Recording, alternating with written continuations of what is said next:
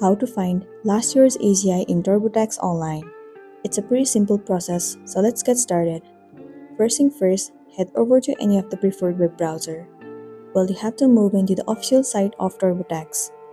Once you are in the official page of TurboTax, now what you want to do is enter a login credential and log into a specific account.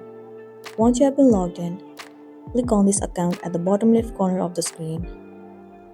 It will be landing you on this page. Now head over to Products and Billing, or you can also move into Documents. Over there, you have to select the tax year you want to. As we're looking forward on finding last year tax, you have to select the tax year 2024. Once you find it, all you want to do is click on it. The option of download or print PDF will be visible to you. You can simply open the PDF of your tax return. Once the tax year is open, you have to scroll to Form 1040. Your AGI is on line 11 of Form 1040. Once you find it, you will be good to go. So that's all for today, and this is simply how you can find last year's AGI in TurboTax Online.